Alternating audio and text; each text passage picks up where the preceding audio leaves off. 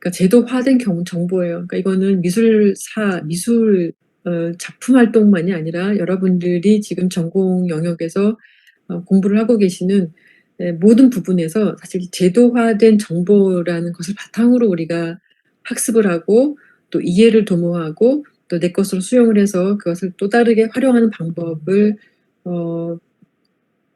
조금 더 그러니까 개선해 보는 이런 식의 길을 가고 있지 않습니까?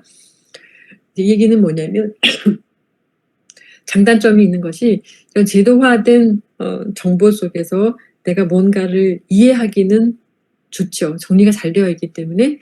그리고 그것이 어떻게 활용이 되면 어떤 식의 결과를 가지고 왔다라는 이런 방법적인 이해도도 빠릅니다.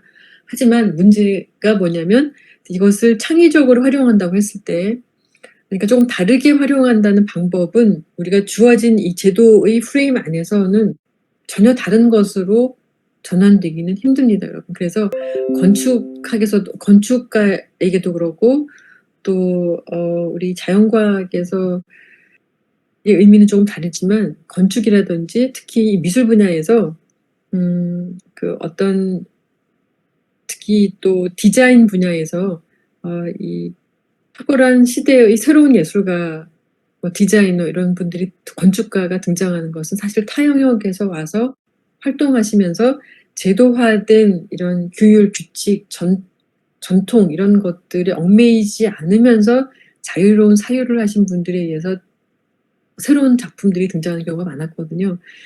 그러니까 여러분 아시는 우리 그 스페인의 빌바오에 있는 빌바오 그 구겐하임 뮤지엄을 지은 우리 게리라는 그 건축가 여러분 아마도 아실 텐데 그분 역시 그 전통적인 전형적인 그러니까 건축학이라는 그 제도적인 교육을 받지 않으시고 그런 길을 가신 거라고도 알려져 있지 않습니까? 그죠? 그러니까 디자이너 분들 중에서도 그런 분이 꽤 계시고 등등이 있죠. 어쨌거나 뭐 그것이 좋다 나쁘다 얘기가 아니라 장단점이 있는데, 즉 자유로운 창의적인 사유를 할 수 있는 데는 제도적으로 잘 정리된 이 정보 속에서 활용을 하게끔 하기 때문에 기발한 아이디어, 전혀 말도 안 되는 아이디어 이런 것들을 제시하기가 쉽지 않다는 것이죠. 어쨌거나 그런 의미에서 막스 에른스트는 기존의 이런 제도적인 그 기법, 전통적인 뭐 황금 비율, 그죠? 그다음에 형태의 어떤 조화, 균형, 수치에 의한 원칙에 의한 그 대칭에 의한 그 비례의 조화 이런 것들에 크게 이렇게 뭐라 그러죠? 지배되지 않은 상태여서 아마도 이런 그 기법들을 활용하실 수 있지 않았나 볼 수 있을 것 같습니다. 여러분들이 가지고 계신 PDF 10쪽 보시면 저기 확인이 가능합니다. 이분은 막스 에른스트는 그 전쟁을, 그러니까 세계 1차 대전을 겪으시게 되죠. 그러니까 직접 전쟁에 참전하셔서 독일군으로 참전을 하게 돼. 독일 분이시니까 독일군으로 참전을 해서 정말 끔찍한 상황들을 많이 경험하시고, 그리고 이 끔찍함 속에 그 체제가 부조리하다. 그다음에 이런 그 전쟁이라는 것이 진행이 되면서 궁극적으로는 인간에 의해서 벌어진 일인데 수습해야 되는 것도 인간이고 그 안에서 희생되는 것도 인간이죠. 근데 이것이 정치적으로 사회적으로 전달이 되는 과정에서 그리고 전쟁에 대한 어떤 의미가 그러니까 결국은 살상에 의해서 진행이 되는 일련의 과정이다라는 것이 전달되는 것이 아니라 사실은 세계 1차 대전이 진행이 되면서 독일에 의해서 시작이 되고 또 독일의 패배로 의해서 결국은 끝나게 되는데 그 누구도 4년 동안 진행이 될 거라고는 생각을 못했다고 하잖아요. 근데 그 속에 끊임없이 이제 그 병사들을 전선으로 내보내야 되잖아요. 내보내는 과정에서 이제 애국심을 북돋고 그리고 그 병사들이 사실은 최전방 전선에서 뭐 서부 전선 이런 곳에서 굉장히 비참한 생활을 한 것으로 여러분 알려져 있지 않습니까? 그죠? 그 참호라는 것을 파서 2m 정도의 땅 깊이로 좁게 파는 거잖아요. 거기서 숨어서 이제 적이 나타날 때까지 기다려서 총을 쏘고 공격을 하고 아니면은 적이 발견을 하고 폭탄을 떨어뜨리면 그 굴 속에서 다 죽어나가는 거잖아요. 그러니까 위생 상태도 말이 안 되게 지저분하지만 하루 종일 적이 올도록 기다리고 앉아 있는 그 시간도 정말 무료하겠죠. 그리고 사실은 이게 언제 죽을지 모르고 언제 적의 공격이 와서 내가 언제 어느 순간에 폭탄에 의해서 산산조각이 날지 아무도 모르는 굉장히 불안한 상황이잖아요. 근데 그런 순간이 이제 가족들에게는 당구도 치고 기타도 치고 노래도 부르면서 이 적군이 오지 않을 때는 이렇게 책도 읽으면서 시간을 보내고 있다라는 식의 선전이 나가게 되는 거죠. 최전방에서는 모두가 배고픔에, 질병에, 추위에, 더위에, 그러니까 그리고 세균 감염에 목숨을 내놓고 하루하루를 지내고 있는데 이런 식의 오보가 돌아가게 되는 거죠. 이런 것을 직접 경험하시면서 또 동료들이 2-3년 정도 전장에 참전하면서 이유도 없이 명분도 없이 왔다가 애국심에 불타서 왔다가 보니까 사실은 그 애국심을 내놓을 만큼 내 목숨을 내놓을 만큼 명분 있는 어떤 큰 대의를 위해서 전쟁에 참전한다는 것이 아닌 것을 알게 된 거죠. 근데 그 속에서 많은 부조리를 경험하신 것으로 알려져 있습니다. 그래서 이분이 전쟁이 끝나고 나서 이분이 뭐라고 얘기를 하냐면 나는 나 막스 에른스트라는 사람은 전쟁이 시작되던 때 그래서 전쟁에 참전했던 그때 1914년에 죽었다라는 얘기를 본인 스스로 하신 거거든요. 그러니까 이 얘기 속에 이제 이전에 나는 없고 이후에 내가 진짜 나다라는 얘기는 세상에 대한 많은 얘기를 예술가 막스 에른스트라는 이름으로 재조명해보겠다라는 의미 속에 이전의 내가 아닌 지금의 나로 살면서 이런 시각적인 완성을 이뤄보겠다는 것과도 같이 이해할 수가 있겠습니다, 여러분. 그래서 이 세상의 부조리를 많이 경험하셨기 때문에 이분이 1951년도에 여러분 아시는 베니스 비엔날레가 이제 2년마다 비엔날레니까 2년이잖아요. 열리잖아요. 그래서 51년도에 대상에 이제 주목이 되셨는데 거부한 것으로 알려져 있습니다. 그 이유가 이 부조리한 자본주의와 이 산업주의, 물질주의에 굴복해서 내 작품을 팔고 싶지 않다는 것이죠. 그래서 많은 그 예술가들의 비난을 또 받으신 분이시기도 한데 어쨌거나 이 막스 에른스트가 이 25년도에 이런 식의 기법을 완성을 하게 됩니다. 그러니까 무의식에 집중하면서 그죠? 즉 이성의 지배를 받지 않기 위해서죠. 아마 프로타주는 여러분 학교 다니시면서도 한 번쯤 하셨을 건데요. 그러니까 종이를 가지고 우리 어떤 물건 위에 올려놓고 연필을 막 그 위를 긋잖아요. 종이 위를 그으면 위에 이렇게 무늬가 새겨지게 되죠. 그죠? 이것이 그라타주인데요. 이것을 그냥 보이는 대로 종이를 가져다 놓고 긁으시는 거예요. 긁어서 모아봤더니 이런 기괴한 물고기 모양이 등장을 하고 여기는 이제 길가에 보도를 문지른 것 같은데 보니까 이렇게 바닷속 같이 보이죠, 그죠? 여기는 이제 프로타주는 그라타주와 기법이 같은데 색을 넣어서 문지른 거예요. 그랬더니 이런 식의 이제 모습이 등장하게 되는 거죠. 세 번째는 이제 이 막센스는 여기 깡통에 구멍을 앞뒤로 뚫어서 이제 그 안에 이제 액체 물감을 넣고 구멍을 내가지고 이렇게 돌리는 거예요. 돌려서 떨어뜨리는 거죠. 그러니까 이제 구멍을 낸 그 깡통 사이로 이제 물감이 흘러내리는 거죠. 그러니까 얘를 빙빙 돌리면서 이런 식의 무의식적인 상황을 이용하게 되는 거죠. 그래서 기존의 모든 그러니까 미적인 규율, 규칙, 원칙이라는 것을 벗어나면서 또 예술에서 이거는 좋은 주제야, 이건 좋은 소재야, 아름다운 소재야. 그리고 이런 소재는 이런 주제를 위해서 당연히 적용이 되어야 돼, 활용이 되어야 돼 했던 모든 것들을 깨트리게 되는 거죠. 그러니까 존재하는 모든 것들을 가지고 작품 속으로 가지고 오게 되는 거죠. 그죠? 이런 얘기가 나오게 되는데요. 특히 이 드립 페인팅 여러분, 우리 지난주에 여러분들과 함께 했던 우리 잭슨 폴록의 액션 페인팅이라는 것이 있습니다. 그것의 원조라고 우리가 오늘날 얘기를 하고 있는 거죠.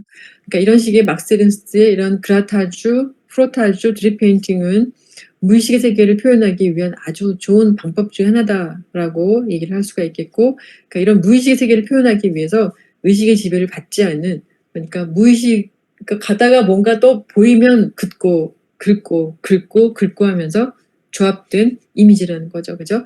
그래서 이성과 논리로는 설명이 불가능한 것, 그래서 전체적으로 보면 비논리적이고 우연적인 것들이 보여서 이제 완성이 되었기 때문에 합리적으로 설명이 될 수 없는 풍경을 제시한다라고 우리가 얘기를 하게 되는 거죠. 그래서 무의식의 세계를 제시한 것이다라고, 이성의 통제를 벗어나서 완성된 그림에 대한 얘기, 이런 얘기들을 초현실주의에서 막스 에른스트 이런 기법을 통해서 확인을 할 수가 있습니다. 자, 이 막스 에른스트의 요 드립 페인팅은 후에 1950년대, 60년대 전 세계에 미국의 미술로 알려지게 되는 우리 추상 표현주의라는 것이 있는데, 그 추상 표현주의를 대표하는 잭슨 폴록이 있죠. 이분의 이 드립 페인팅의, 그러니까 이 액션 페인팅의 시조가 되는 의미다라고 우리가 미술사적으로 설명을 하고 있습니다. 자, 그러면 넘어가서요. 이 프로타주 보시면 이제는 색채로 긁는 거잖아요. 그라타주는 연필로 긁는 거고, 그래서 보이는 여러 가지를 긁어서 이런 식의 이제 세로의 모습을 가지고 완성을 했죠. 이 포레스트 같은 경우에는 그러니까 긁으신 다음에 그러니까 본인이 나중에 오일로 본인이 덧그리신 것으로도 알려져 있습니다. 기법을 응용하신 거죠. 이런 식의 프로타주, 이런 식의 프로타주가 있습니다. 이런 그 얘기를, 기법을 이용하시면서 어떤 얘기를 하냐면, 사실 이 이미지와 이 이미지는 바로 옆에 있던 것들도 아니고, 그리고 상관이 되어 있는 것이 아닌데, 그러니까 전혀 다른 대상물들인 거죠. 그러니까 여기는 빨래판이라면, 여기는 빨래판을 그은 거라면, 여기는 나무 줄기에 대고 캔버스를 대고 긁으신 거죠. 그죠? 캔버스를 위에다 올려놓고 긁으신 거예요. 그리고 다 긁고 난 다음에 전체적으로 조금 통일이 되어야 되니까, 색을 넣어서 완성을 해보는 이런 오일 온 캠퍼스가 되는 거죠. 그래서 이런 서로 연계되지 않은 대상물들이 이렇게 병렬되거나 서로 이렇게 가까이 안치가 되면서, 그러니까 실제의 것을 긁었기 때문에, 이렇게 연필이나 색으로 긁어내었기 때문에 사실적이죠. 하지만 전혀 맥락이 없기 때문에 생경한 상황을, 그러니까 조금 생소한 상황을 우리에게 보여주게 되는 거죠. 그죠? 그래서 이질적인 만남이 되게 됩니다. 그러니까 이런 식의 얘기들이 초현실주의 작품에 등장하면서 사실은 아름답지 않은 그림이 등장할 수밖에 없게 되는 거죠. 이런 프로타주와 더불어서 우리 막스 에른스트 같은 경우에는 이런 데칼코마니, 여러분 학교 다니실 때 많이 하셨을 텐데요. 이걸 접어서, 그러니까 좌우 대칭을 하는 거죠. 그죠? 그래서 이렇게 해서 위아래로 접거나 좌우로 접어서 색을 넣어서 그려내게 되는 거죠. 찍어내게 되는 거죠. 그게 완성이 되고 난 다음에 이제 색으로 덧칠하시거나 덧그리시거나 하셔서 완성하신 기법이 됩니다. 그러니까 무의식을 무의식의 세계를 제시하기 위해서, 즉 이성의 통제를 받지 않은 그림, 이성적인 모든 것을 거부한다라는 것의 시각적인 제시가 되는 거죠. 그래서 비합리성의 강조에 의해서 작품이 완성되면서 세상을 바라보는, 그러니까 지금까지 진행이 된 세기의 일련의 과정이 합리적이고 논리적이고 체계적이라고 믿고 따랐는데, 궁극적으로는 우리가 우리 스스로를 망가뜨린 거잖아요.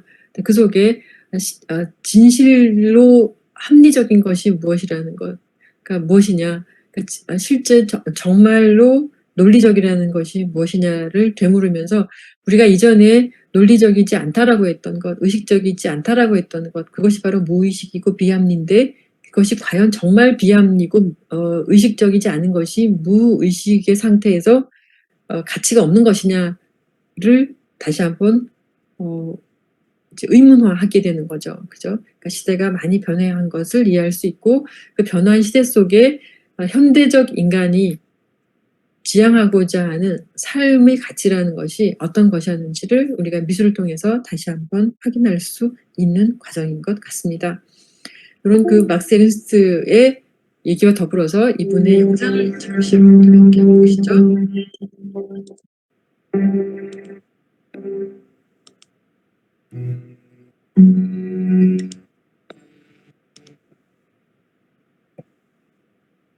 자, 보시면 초현실주의 긍정화가였다고 여기 나오죠. 그리고 그래픽 디자이너이자 조각가, 작가였다고 되어 있는데 사실 그림을 배우신 적은 없습니다. 자, 보시죠. 쭉 넘어가서 46초 정도에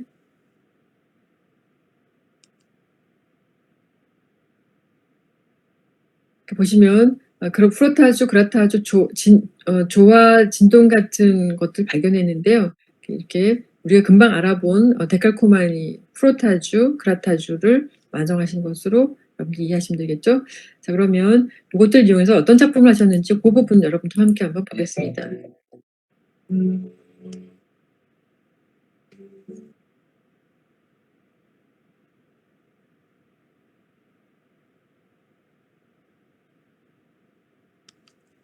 여기 이해되시죠? 그죠? 그러니까 이거는 실제 나무 토막을 가져다가 붙인 거고 식물을 붙인 건데, 그러니까 일종의 콜라주죠. 대상물을 콜라주한 건데 뒤에는 그리신 거예요. 그래서 이렇게 전혀 다른 곳에 이질적인 것을 가지고 와서 놓으면서 이제 우리가 알고 있는 기존의 전통적인 작품과의 매치를 우리 스스로 연계를 시키게 되는 거죠. 그죠? 이런 식의 작품의 경향이 있습니다.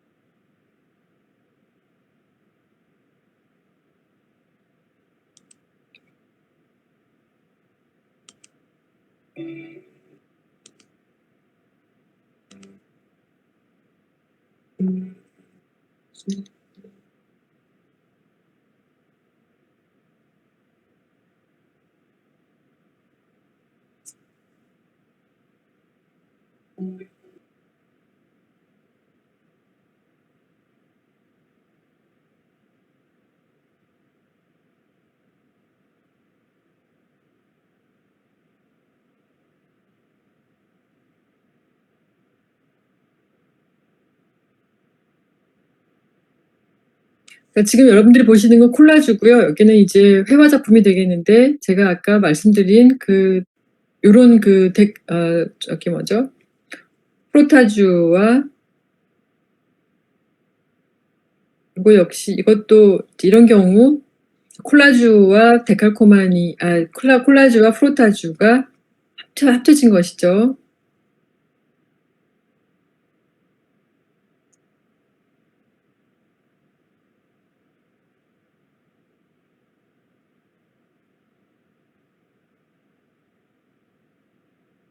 여러분, 이런 이미지들이 있고요. 요거는 저도 처음 보는 작품들이 꽤 있어서 제가 가지고 왔습니다. 저도 어쨌거나 이런 식의 프로타주 기법을 이용을 해서 화폭을 완성한 다음에 본인이 이제 직접 오일로 완성을 해보는 이런 식의 작품의 경향 함께 여러분들과 살펴보았습니다. 자, 그러면 지금까지 여러분들과 함께 독일을 대표하는 초현실주의 작가로도 이해가 될 수 있는데요. 우리 막스 에르스트의 작품을 알아보면서 이 의식의 통제를 벗어나기 위해서 즉 무의식을 드러내기 위해서 종이나 캔버스를 우리가 알고 있는 일반 대상물 위에 어디든 올려놓고 긁어보는 이런 식의 기법을 통해서 무의식을 드러내고 의식의 통제를 벗어나면서 작품이 어떻게 완성이 될 수 있는가를 알아보았는데요.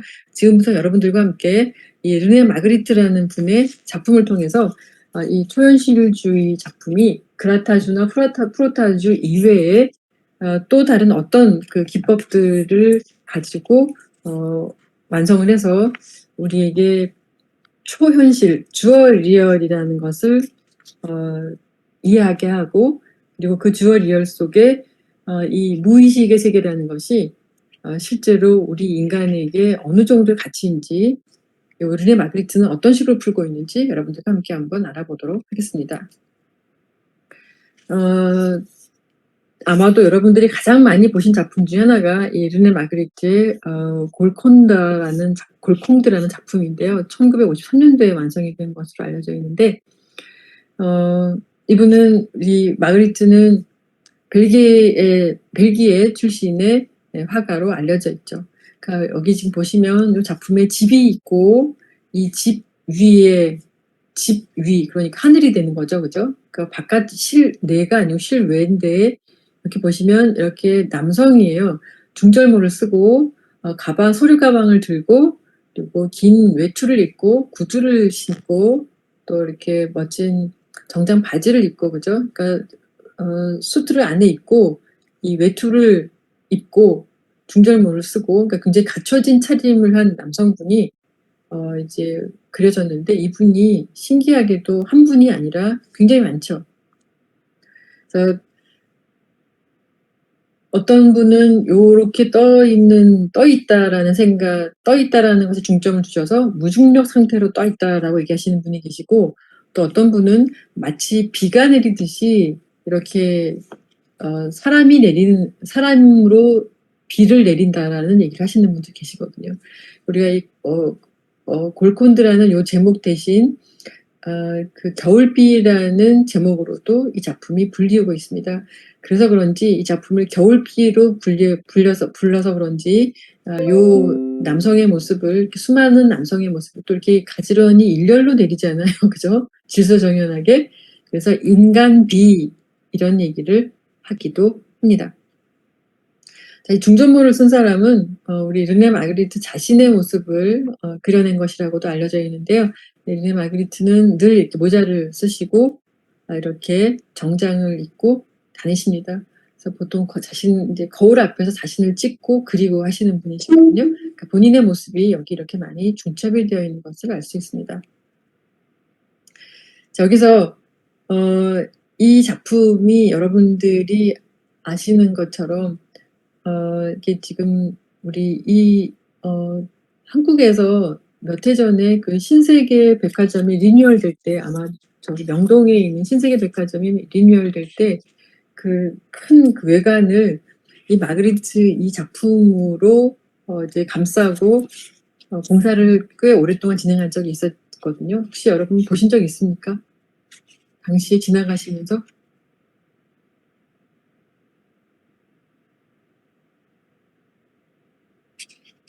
대답이 없으시네요. 그거는 코로나 전이에요. 코로나 전이어서 여러분들이 보셨을 법한데, 어쨌거나 네, 안 보신 것으로 이해하겠습니다. 답이 없으셔서. 이 작품 마그리트 골콘드는 사실 20세기 후기에 전 세계적으로 가장 많이 그러니까 홍보용으로, 광고용으로 이용이 많이 된 작품 중 하나로 알려져 있습니다.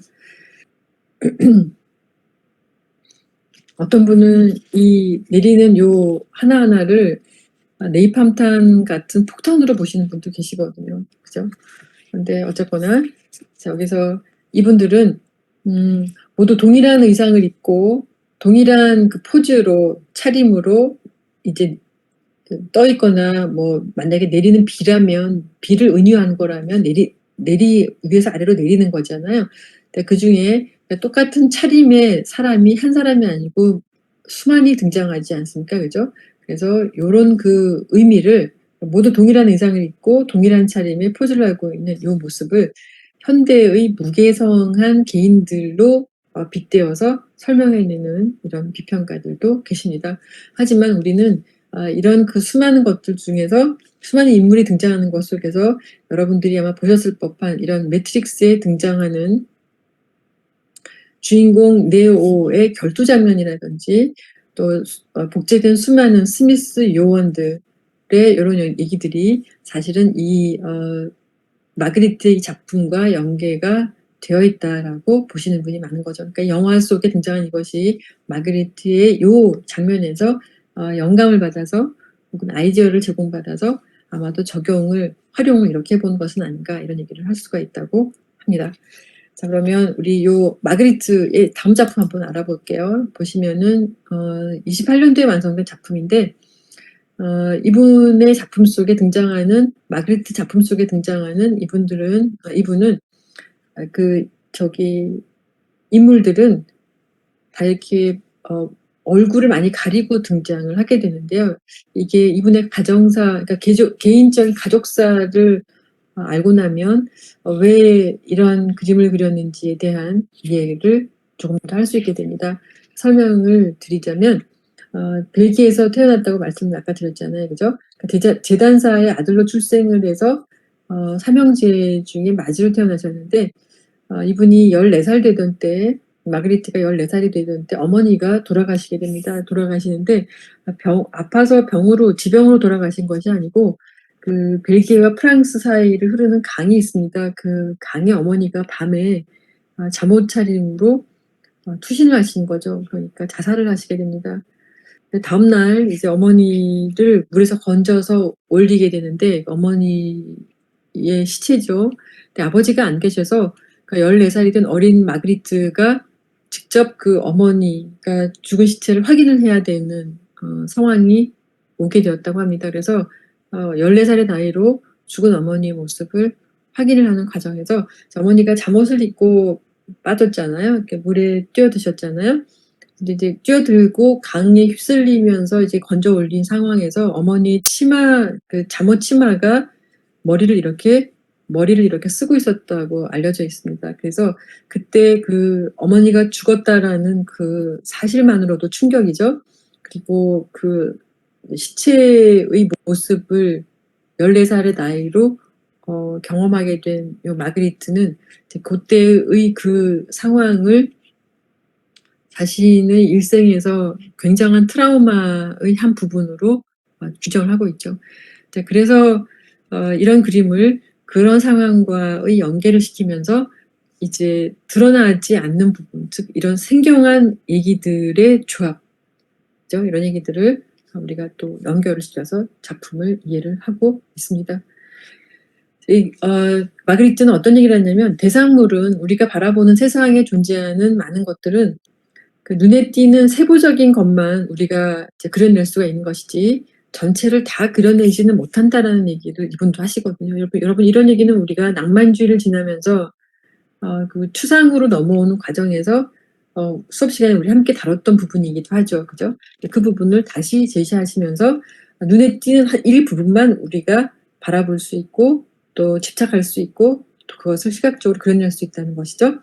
자, 그런 그 얘기 속에 이런 그림도 이런 그림을 그려내게 되시는 거죠. 보시면 이분의 그 작품 속에 등장하는 많은 것들은 사실 무의식의 상황에서 그러니까 자동기술법에 의해서 그리는 것도 아니고 꿈속에서 그려내는 것이라기보다는 비이성적, 비합리적, 비논리적인 것에 집착을 하시는 대신 그러니까 무의식에 대한 집착보다는 비이성, 비논리, 비합리를 이미지화해서 논리적으로 설명이 될 수 없다면, 그죠? 그리고 이성적으로 이해가 될 수 없다면, 그러면 이게 무엇이냐를 우리에게 되묻습니다. 그러면서 실제와 그림이라는 것이, 즉 현실과 예술이라는 것이 경계가 있다면 그 경계가 어디에 있는가에 대한 이야기를 우리에게 묻게 되는 거죠. 그러니까 이분도 초창기에는 무의식에 대한 그 집착을 많이 하셨는데 30년대로 넘어오시면서 이제 고립된 상황을 완성을 하시게 되는 거죠. 그러니까 고립된 상황이라는 것은 어떤 사물을 이런 식으로 그려놓고 그죠? 크게 화폭에 가지고 오면서 별로 그렇게 크게 인과관계가 없는 것처럼 표현을 해내시게 되는 거죠. 이런 단계가 지나고 나면 이제 이런 식의 그림의 시대가 등장을 하게 됩니다. 하게 되면서 경계에 대한 얘기를 하시게 되거든요. 그럼 여기 이 그림을 보시면 여기 이렇게 많이 끼워졌잖아요. 그죠? 그래서 유리창이 끼워졌나 보다. 그리고 이제 아래를 보면 지금 유리창이 아니라 그림의 한 조각이 되는 것처럼 보이죠.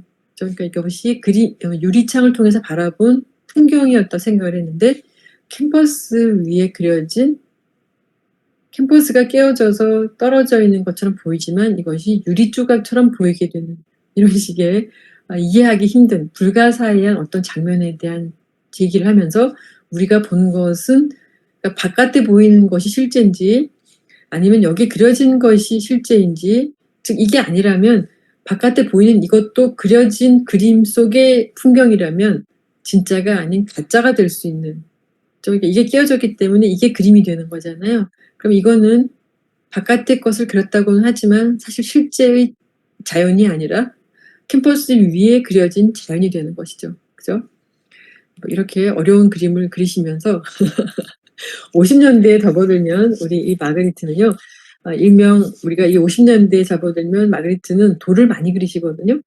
근데 이 돌덩이를 그림 소재로 많이 가지고 오시는데 어떻게 그리시냐면 이렇게 무중력 상태로 우리가 아까 골콘드에서 봤듯이 이렇게 떠 있는 무중력 상태의 그림을 그리시게 되면서 이런 그림도 그리시거든요. 이건 58년도에 둘 다 그리신 건데 이거는 그러니까 가족적인 세상이라는 제목이 붙어서 아래 요 제목이 아래 제목이 왼쪽에 작품의 제목이 됩니다. 그래서 요때 50년대 그려진 그림들의 경향을 우리 마그리트의 그러니까 석기 시대라고 부르게 되는 거죠. 이런 그림을 그리시면서 마그리트는 상반되고 이질적인 사물들만이 서로를 돋보이게 하고 또 모든 사물에는 서로 상반된 이미지가 내포되어 있다는데 그것을 보여주고 싶다는 얘기를 하셨다는데, 여기서 여러분 구름이 돌보다는 가볍잖아요. 그죠? 가장 무거운 것이 가장 위에 있고 가장 가벼워야 하는 것이, 그리고 가장 연약해 할 수 있는 것이 중간쯤 떠 있죠. 그죠? 그다음에 여기 중간 여기 아래에 있는 여기는 알처럼 보이는데요. 이게 정확히 뭔지는 우리가 매번 해석할 때마다 달라지게 되는 거죠.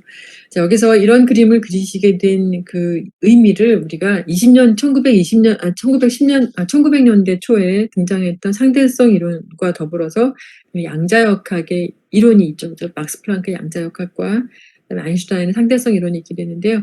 그 얘기들을 이제 접합을 해서 절대적인, 우리가 아이작 뉴턴에 의해서 이어졌던 절대적 시간과 공간이라는 것이 있었잖아요. 그죠? 그것이 아인슈타인이 오면서 이제 허물어지게 되잖아요. 절대적인 시공간이 존재하는 것이 아니라 상대성이라는 얘기 속에 우리 우주를, 그리고 이 우주의 법칙에 대한 이야기를 하게 되지 않습니까? 그죠? 그 속에 이런 얘기를 시각적으로 옮겨오면서 경계에 대한 얘기를 하고 계시죠. 여기서 사실은 구름과 돌이 이렇게 떠 있을 수가 없잖아요. 그죠? 이 얘기 속에 이런 작품도 등장을 합니다. 초승달을 가운데 두고 구름과 돌이 같이 떠 있는 이런 작품이 59년도에 등장을 하고요. 그리고 여러분들이 너무도 잘 아실 이런 작품 또한 1959년도에 등장을 하게 됩니다. 가상의 섬이 되고 모순의 섬이 되는 거죠. 그죠? 근데 이 섬이 아니라 사실은 성이 되는 거예요. 이렇게 해서 여러분 우리 우주 탈출이라든지 SF 공상 사이언스 픽션 영화들 보면 이런 장면 많이 나오잖아요. 그죠? 이런 장면이 마그리트에 의해서 변형이 된 상황에서 응용이 된 게 아닌가 이런 얘기를 하게 되는 거죠. 자, 여기서 제가 지금 여러분들에게 초현실주의 얘기를 하다가 이렇게 이질적이고 상반되는 사물들이 모여 있는 것, 근데 전혀 어울릴 것 같지 않은 상황, 그리고 어떤 장소에 여러 가지 사물들이 만나게 되는 거잖아요. 이런 식의 얘기들을 여러분들께 드리기 위해서 지금까지 보여드렸는데요.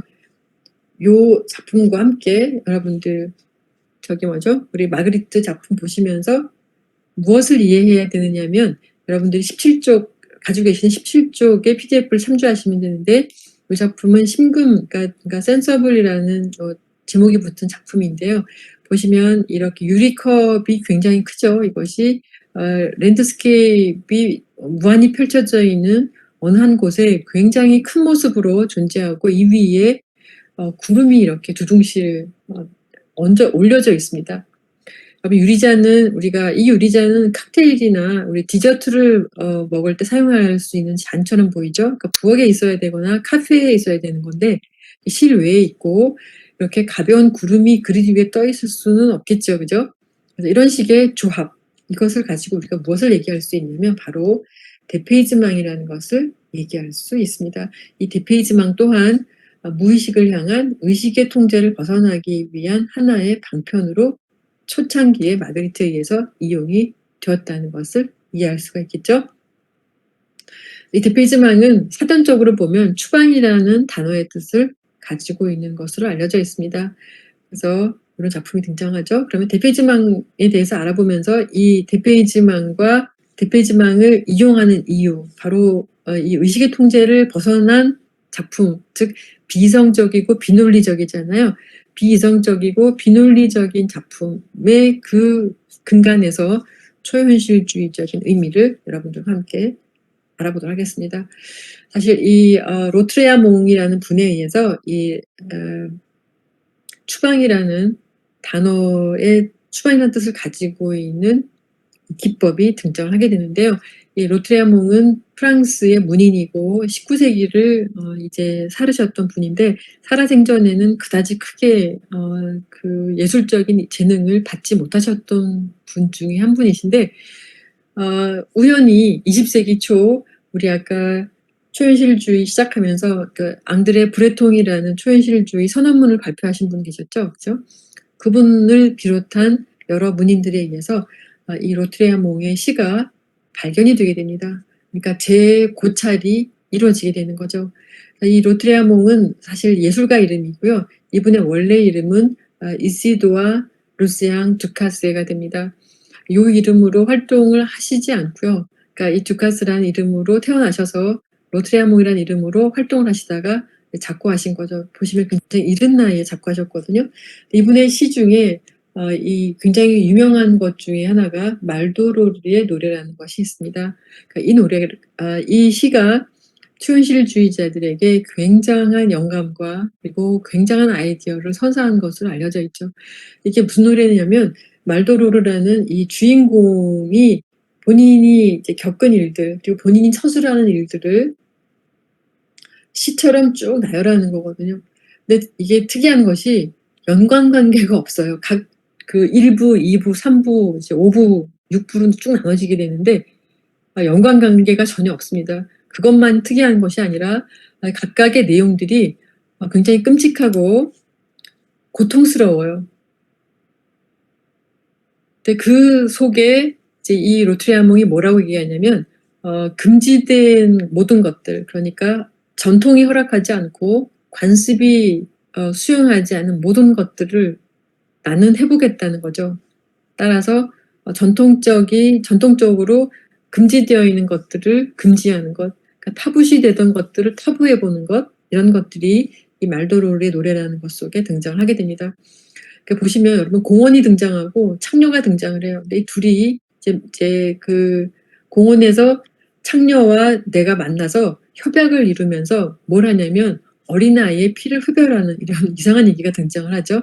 2부에서는 전혀 다른 얘기가 또 등장을 하고 3부에서는 이런 또 끔찍한 얘기가 등장했다가 4부에 오면 한 남자가 3일 동안 이제 머리카락이 위로 전부 이렇게 이렇게 묶여가지고 천장에 이렇게 매달려 있습니다. 그리고 이제 채찍질을 3일 동안 당하게 되는데 이유가 뭐냐면 어머니와 이런 그 관계를 거부했다는 이유로 부인과 어머니로부터 채찍질을 당하게 되는 이런 말도 안 되는 얘기가 등장을 하면서 또 5부에는 전혀 이것 1, 2, 3, 4부와는 연관이 없는 독립된 하나의 일기 형태의 얘기가 등장을 하면서 6부에 오면 해피엔딩으로 끝나는 것처럼 굉장히 아름다운 얘기가 이 청년 메르빈이 등장을 하면서 이끌어지게 되면서 끝나게 됩니다.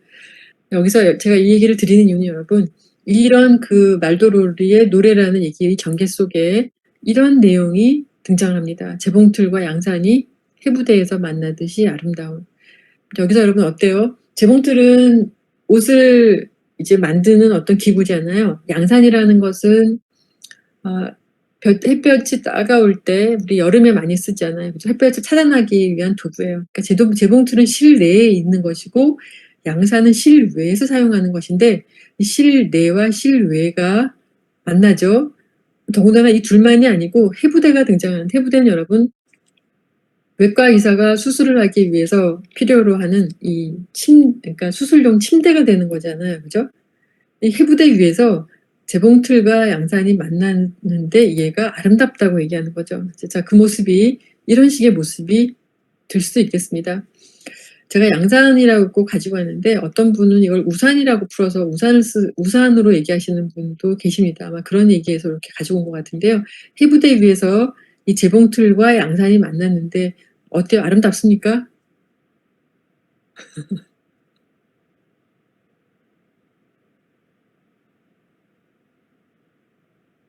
서영 학생 무서워요? 네, 단시현 학생 아름다워 보이진 않고, 김동현 학생도 무서워 보인다고 하시죠? 네.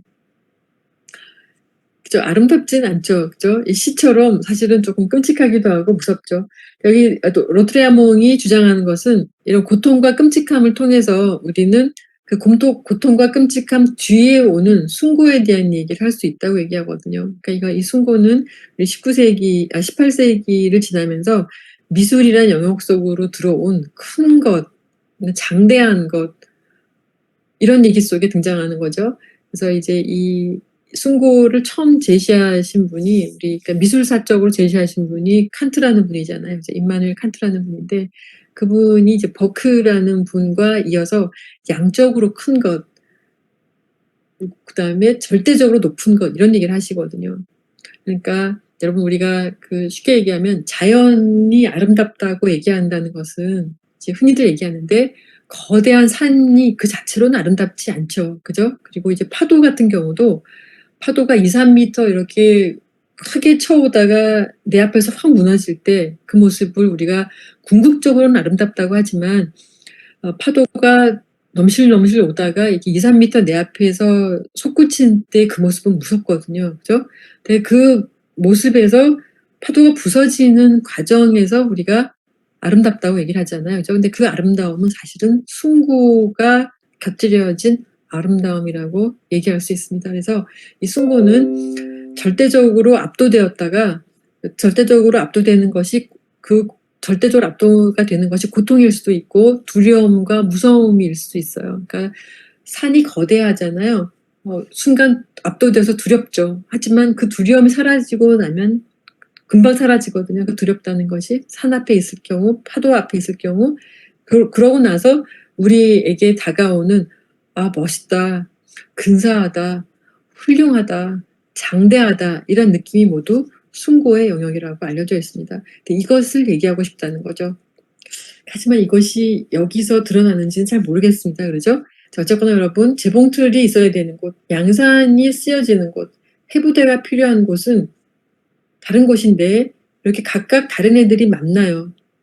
여기서 우리가 대페이즈마, 이런 얘기를 하게 됩니다. 여기서 그 초현실주의를 창시했던 브루통이라는 분이 논리에 지배되지 않는, 그죠? 그러니까 이성에 지배되지 않는 무의식의 상황에서 그 무의식적인 것을 무의식적으로 드러내면서 완성되는, 혹은 우연히 탄생하는 예기치 못한 경이로움, 예기치 못한 경이로움과 아름다움, 이런 얘기에서 제시를 하고 있고요. 여기서 대페이즈망이라는 기법이 등장을 하게 되고, 이것을 르네 마그리트라는 분이 많이 활용하신 것으로 알려져 있는 거죠. 대페이즈망은 아까 얘기했듯이 추방이라는 단어를 가지고 있습니다. 그러니까 일상적인 환경에서 이질적인 환경으로 옮기는 거예요. 그래서 원래의 양산이, 원래 재봉틀이 있어야 하는 곳, 그 환경에서 떼어와서 한꺼번에 붙여넣죠. 그죠? 해부학 그 침대도 마찬가지고, 그러면서 실용적 성격이 배제가 되면서 우리들 다 만나서 이상한 만남이 연출이 되죠. 그죠? 그러니까 추방되면서 또 다른 상황을 연출을 하는데, 이 기이한 만남 속에서 우리는 경이로움과 아름다움을 보게 된다는 거죠. 그것이 바로 이런 장면으로도 얘기가 될 수 있습니다. 따라서 어떤 것이 마땅히 있어야 할 자리에 엉뚱한 것이, 혹은 우리가 일반적으로 생각하기에는 서로 조화될 수 없다고 생각되는 것이 함께 배치가 되면서 낯설고, 그리고 조금 이상해 보이는 이런 장면이 등장하는 것, 이것을 유도하는 것이 대페이지망이죠. 여러분, 이런 장면은 환경은 의식적인 상황에서는 등장할 수가 없겠죠. 그렇죠?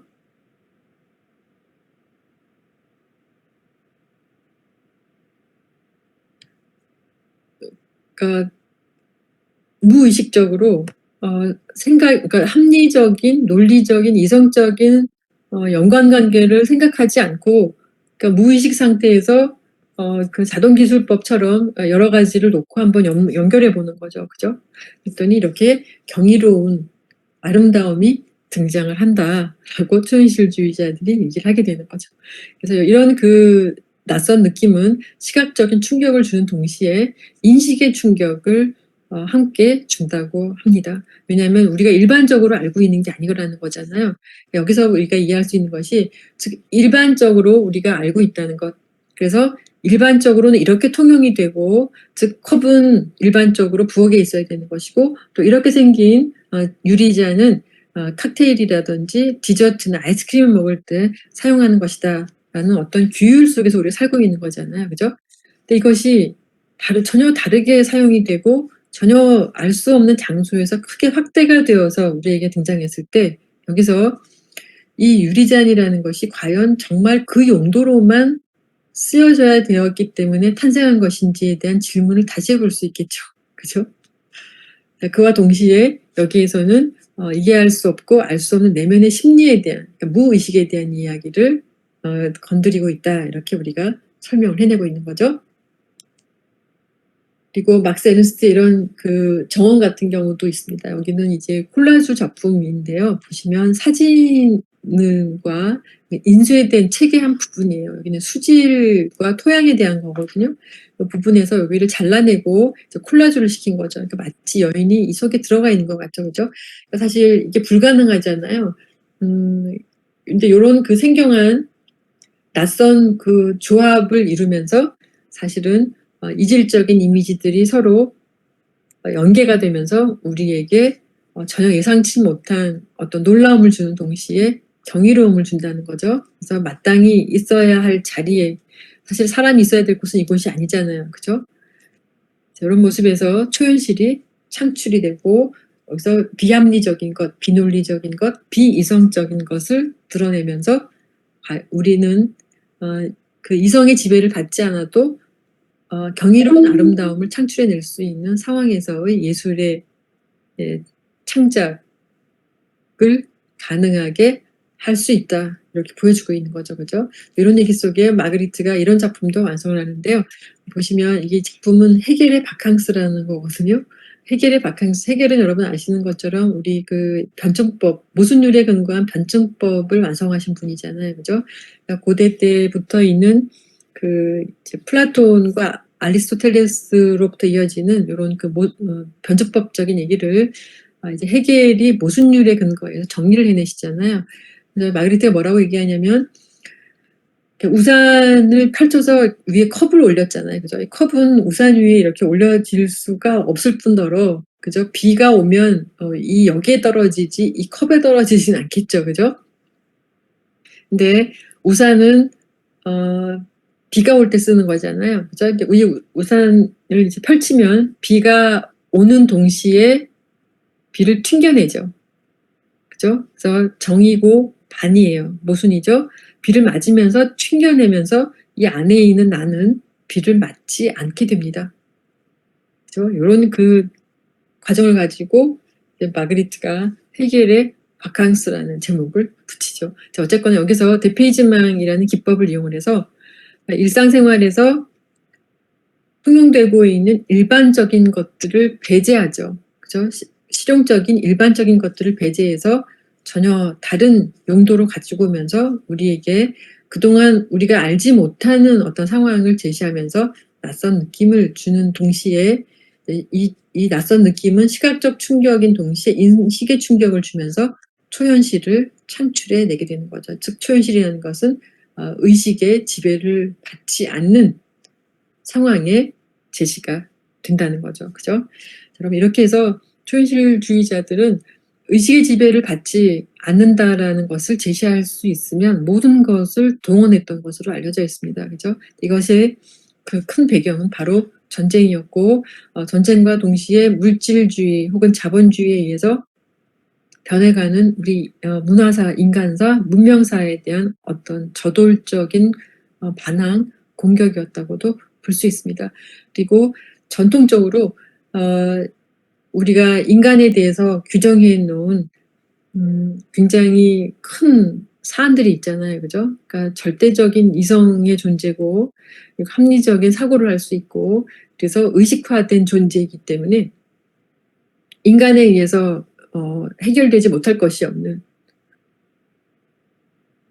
모든 것의 제시가 사실 자연과학의 발전에 의해서 다시 한번 증빙이 되었잖아요. 그죠? 그래서 기고만장했던 우리는 20세기 초를 맞으면서 더 없는 자신감으로 이제 똘똘 뭉쳐서 다음을 기약하게 되었던 것이죠. 그 과정에 세계 1차 대전이라는 것을 이제 만나게 되고 또 얼마 안 가서 세계 2차 대전을 겪게 되잖아요. 그러니까 20세기 초에 두 번의 전쟁을 세계 대전을 겪게 됩니다. 그런 와중에 이 초현실주의는 1930년대에 오면 최고조에 달하거든요.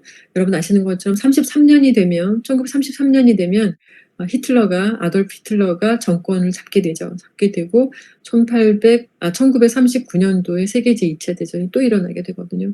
그러니까 이 초현실주의는 전쟁이 끝나고 나서 맞이한 세상에 대해서 변화를 주도하는 입장에서 이런 의식적인 것을 거부했다가 세계 제2차 대전이 등장하는 그 즈음에 다시 한번 인간의 모순 그리고 인간 이성의 비합리성 그리고 비논리성을 비체계성을 재확인하게 되는 거죠.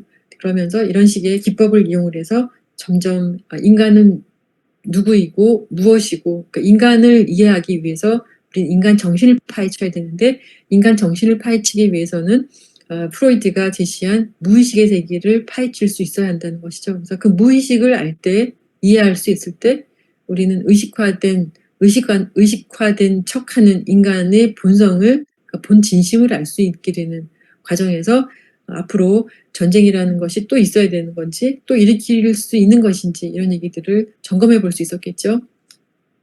이런 것들이 작품에서 완성이 되고요. 이렇게 해서 이런 그 대표이지망은 달리에 의해서 이런 식의 오브제 작품으로도 또 오펜하임이란 분에 의해서 이런 모피 찻잔이라는 모습으로도 등장을 하게 됩니다. 아이디어가 멋지죠, 그죠? 이렇게 해서 서로 연관이 없지만, 그죠? 이런 그 큰 바닷가재와 전화기가 어떤 연관이 있겠습니까, 그죠? 그리고 여러분 이 찻잔은 우리가 마실 수 있고 수저도 저을 수 있는 거잖아요.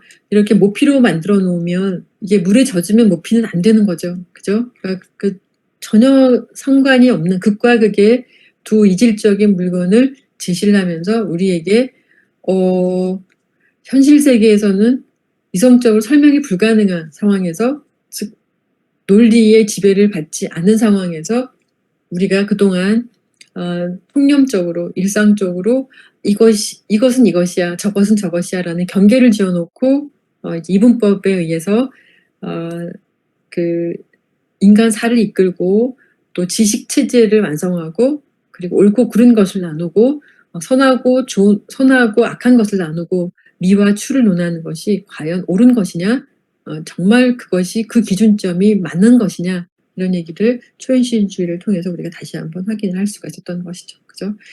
이런 얘기 속에 마그리트는 이런 작품도 완성을 하시게 됩니다. 여러분 보시면 이게 지금 사람이 사망을 하면 누울 수 있는 관이잖아요. 그죠? 관이 이렇게 또 앉아 있습니다. 이 속에 이분이 하는 얘기가 미스터리를 강조를 하고요. 그리고 이 미스터리가 뭐냐고 그랬더니 사실은 nothing이라고 얘기를 하죠. 그러니까 알 수 없는 것이라고 얘기를 하면서 이 자신 작품에 대한 설명을 해내고 있습니다. 여러분들이 가지고 계신 PDF 파일에는 없습니다. 다음 장 넘어갈게요. 근데 한번 확인하시면 좋을 것 같아요. 여러분이 가지고 계시는 PDF 18쪽을 함께 보시죠. 자, 이 작품도 굉장히 유명하죠. 마그리트는 기존의 그 초현실주의 작가 예술가 분들과는 조금 달리 그러니까 후기로 오시면서 점점 관념적인 그러니까 철학적인 의미에서의 추상의 의미로 관념적인 작품을 하시게 되는데요. 그중에서 이제 우리가 보는 것과 보이는 것 그리고 실제의 경계에 대해서 많은 질문을 던지시게 되는데 그중에 하나가 바로 이 작품이 됩니다. 그래서 이 작품을 가지고 우리가 어떤 얘기를 하냐면 보이는 것의 배신 이런 얘기를 하게 되죠. 왜냐하면 우리가 지금 그림을 보면 여기에 파이프가 그려져 있거든요. 그런데 여기 아래 보시면 글로 써져 있는 것이 그려진 건 파이프인데 마그리트가 이것은 파이프가 아닙니다라는 제목을 붙였습니다. 그러니까 보이는 것의 배신이에요. 그러니까 파이프를 그려놓고 담배를 태울 수 있는 파이프를 그려놓고 파이프가 아니라고 하잖아요. 그죠? 여기서 의미는 파이프를 그렸지, 그저 그려진 것이지 실제의 파이프가 아니다라는 얘기입니다. 그래서 관념적이고 철학적인 인식론적인 문제를 처음으로 제기한 거죠. 그러니까 이 얘기는 결국 우리가 스스로 비이성과 비합리와 비논리를 건드리면서 초현실이라는 그러니까 주어 리얼이라는 얘기 속에 우리가 놓치고 있던 것, 우리가 반성해야 하는 것, 그리고 우리가 구분지어 놓은 것, 우리가 억지로 의식적인 척 하면서 이성적으로 합리라는 것을 만들어서 이성과 합리를 통해서 그것을 만들어서 그것에 의거해서 여러 가지 정의를 내리고 사회의 많은 부분을 체제화했는데 과연 그것이 옳은 것이냐라는 얘기를 우리에게 던지게 되는 거죠. 그죠? 그러니까 이 전쟁이라는 것을 통해서 합리성과 논리성, 그다음에 체제성 이런 것들에 대한 의문을 초현실주의자들이 이런 식으로 다시 한번 되물었다고 여러분들이 이해하시면 되겠습니다. 이런 그림 속에 본질은 사실 파이프는 이렇게 생기지 않았죠. 3D로 만질 수 있고 또 재질도 달라요. 그죠? 그 본질과 그려진 여기 우리가 보는 것은 그려진 이미지의 2D에 불과하다는 이런 얘기 어떻게 보면 말장난인데요. 이런 얘기 속에 르네 마그리트는 이런 얘기를 합니다. 모든 대상물은 그 대상에 해당이 되는 즉 네임을 가지고 있는데 그러니까 이제 다리가 4개고 사람이 앉을 수 있고 팔걸이가 있으면 의자다. 그죠? 그다음에 물을 따를 수 있으면 물컵이 되는 것이고 그다음에 커피를 넣을 수 있으면 커피 잔이 되는 이렇게 해서 우리가 이제 명명을 하잖아요. 그죠? 모든 대상물들은 이름을 가지고 있지만 사실은 우리는 그보다 더 적합한 이름을 찾을 수도 있다고 얘기를 하거든요. 그죠? 자, 그 속에 우리는 사유하는 존재고 그 사유한다라는 것은 보여지는 것보다 훨씬 많은 것을 알아낼 수 있고 파악할 수 있고 또 의미 부여해낼 수 있다라는 것과도 같다고 볼 수 있습니다, 여러분. 어쨌거나 초현실은 이렇게 해서 다양한 많은 기법들을 완성해내면서 의식적으로 의식의 지배를 받지 않기 위해서 많은 노력을 했죠. 근데 이제 이 마그리트 같은 경우는 그런 그 방면과 더불어서 최초로 이 초현실을 통해서 관념과 철학적인 부분의 인식에 대한 이야기를 짚으면서 우리는 사유를 제대로 하고 있는가, 그죠? 그리고 무엇을 볼 때 그 무엇을 본다라는 것을 제대로 우리에게 그러니까 스스로에게 그리고 상대에게 전달하는 것인가. 그리고 항상 어떤 경계에 대해서 얘기를 하게 되는 거죠. 그러니까 이 실제의 대상물과 본질적인 것과 그려진 것과의 경계에 대해서 얘기를 하고 있는 것. 여기서 우리가 아까 여러분들과 함께 본 이 부분 기억나시죠? 그죠?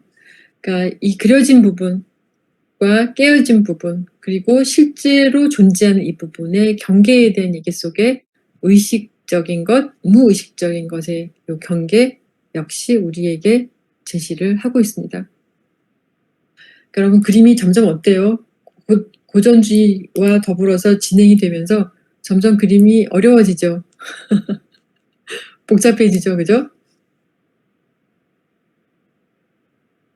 아닙니까? 네. 그래도 나름대로 매력은 있습니다. 그죠?